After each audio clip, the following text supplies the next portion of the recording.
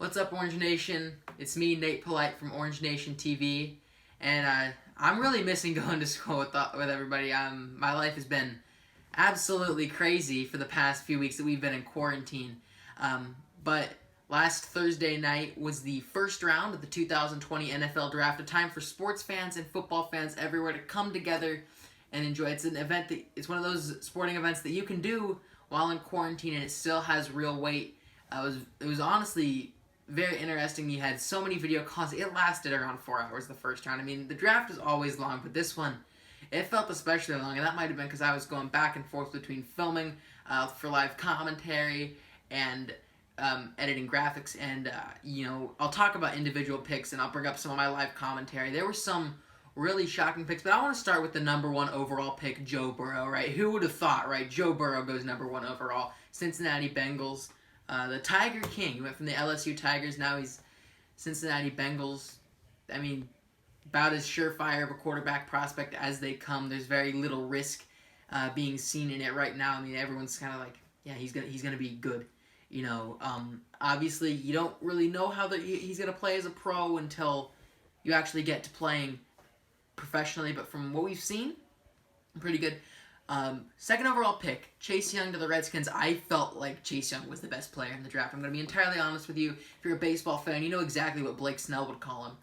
And, I think the Bengals maybe should have gone for him, but definitely not, because they need a quarterback. Joe Burrow is their guy. He was the right pick for number one overall. Chase Young is the right pick for just about any other team that didn't need a quarterback, because, Chase Young is about as surefire as they come. He had a perfect score for his draft grade. Other players with perfect scores for their draft grade. Von Miller, I've heard he's pretty good.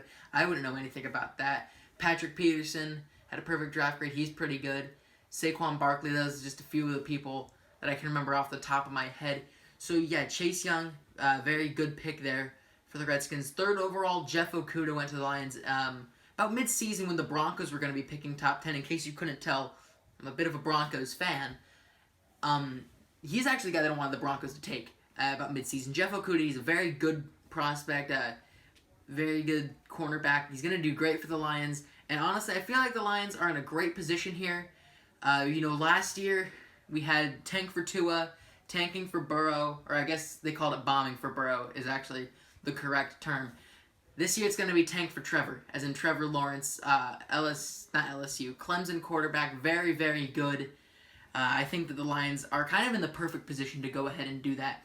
Fourth overall, the Giants, I was extremely surprised that they didn't go with Jedrick Wills or Tristan Wirfs. Those are the two best tackle prospects in this prospect pool for this year in the draft class, and they went Andrew Thomas, which kind of shocked me. I don't watch a lot of college football, and yeah.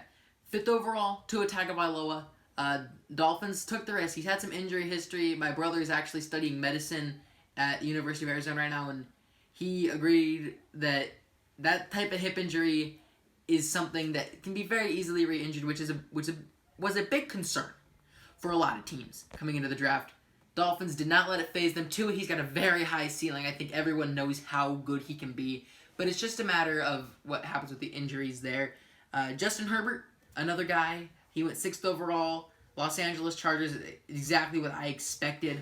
And I'm not going to go through each pick here, but I'm going to go through some of the ones that really kind of tricked me. I was actually really surprised with how the receivers went. This was a very deep draft class for the wide receiver position. You had Henry Ruggs, CeeDee Lamb, Jerry Jeudy, Justin Jefferson, T. Higgins, just to name a few. And, you had teams like the Jets, the Cardinals, Buccaneers, even the Niners. We all kind of thought were going to take those guys earlier on in the draft, and first receiver off the board was Henry Ruggs III to Oakland at 12, which good for them. They get their guy. They need some more firepower to match what the Chiefs have in that division. And another thing that kind of interested me, the Niners were supposed to pick 13. They traded back one spot to the Buccaneers. Buccaneers moved up one spot and gave some other stuff up. I guess that they got Tristan Wirfs. They got Tristan Wirfs to protect Tom Brady. And you got a guy like Tom Brady back there. Tom Brady is elite as anybody, obviously. He's a future Hall of Famer, one of the best players in the history of the National Football League, if not the best. And, he's still going to be very good if you can protect him. I mean, I think that we all know that Tom Brady, if there's anything Tom Brady likes to do, it's proving the doubters wrong. And when he has protection, like a guy like Tristan Wirfs right there to go with the Buccaneers O-line, especially with that explosive offense with all those weapons for the Bucs, very good pick for them. And then the Niners, they replaced DeForest Buckner, who they traded off. They traded Buckner to the Colts to get the 13th pick. They traded the 13th pick for the 14th pick, and with the 14th pick, they got their replacement for DeForest Buckner there. So good for them. 15th, I'm definitely talking about this. I was so ecstatic when both CeeDee Lamb and Jerry Jeudy fell to the Broncos. But when the Broncos took Jerry Jeudy, that's one of the guys that I've wanted them to take for quite a while. And, they got him. I feel great about that. Let's see, other big picks. Vikings replaced Stephon Diggs with Justin Jefferson. So that's a good pick for them. That was another scenario like the Niners did where they traded Stephon Diggs for a pick and used that pick to replace Stephon Diggs with a cheaper and younger version of him. Justin Jefferson, obviously, he's a member of that elite receiver class. Another thing, I'll go back to pick 19 here. Dallas Cowboys, they took CeeDee Lamb. He'll go with Amari Cooper. They'll make for a... Okay, Kat. Rory, everybody. He's a Lions fan. He was happy that they got Jeff Okudah. And he's kind of sneering at me now. Cowboys, they take CeeDee Lamb. They get him working with Amari Cooper. It's very good for them. And honestly, they can deny it as much as they want. Fans can deny it. You're gonna be hard pressed to convince me that they did not pick CeeDee Lamb just for the reason that it would piss off Eagles fans and that it would take him away from being on the Eagles. I mean, CeeDee Lamb, he's one of the most surefire receiving prospects we've seen, and we've seen a lot of those in this year's draft class. And the Cowboys, they took him because he's good and they need receivers, but I feel like part of it was they didn't want the Eagles to get him. The Eagles did get Jalen Reagor though.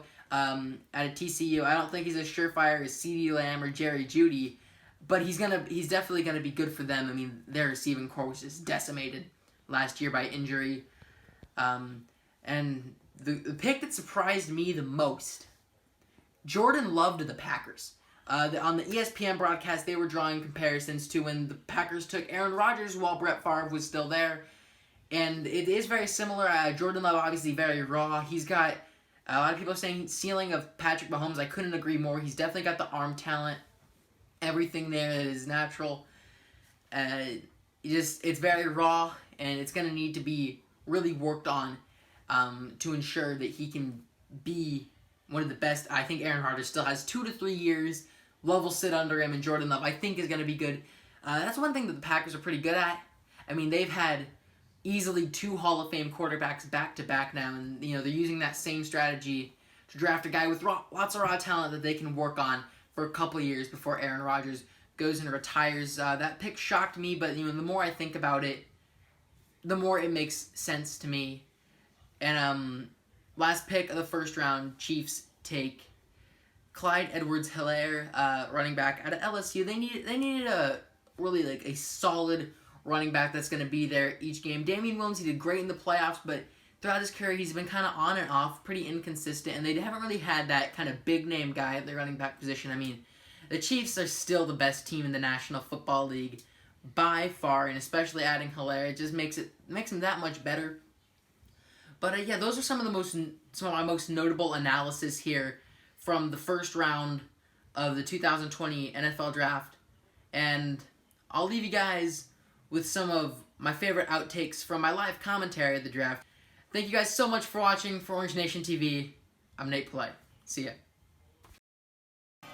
With the 4th pick in the 2020 NFL Draft, the New York Giants select Andrew Thomas. Oh. Tackle. Alright, here we go. New York Jets. I had a Jets franchise on Madden. I took CeeDee Lamb with this draft pick. So we'll see what the Jets do in real life. The 11th pick in the 2020 NFL Draft, the New York Jets select Mekhi Becton. Whoa! He is looking so cocky right there, John Elway. I would be upset if he's looking that cocky on the screen. 3 Lombardis, sitting, chilling, smile all across his face, and we don't take one of those top receivers. I mean, come on. Roger Goodell, give me some good news. Por favor. With the 15th pick in the 2020 NFL Draft, the Denver Broncos select Jerry Jeudy. There we go. Jerry Jeudy. I'm pretty hyped about that. They could go for Chase on here. I don't know. In the We'll 2020 see. NFL Draft, the Jacksonville Jaguars select Kavon Chason. What'd I just say? Vrabel's probably not very happy watching those highlights. Confused as Sorry, to Mike, what we just had to is recap the going season on in the best way we saw background it. here. As we look at Kurt Warner here, Ryan Final pick of the draft.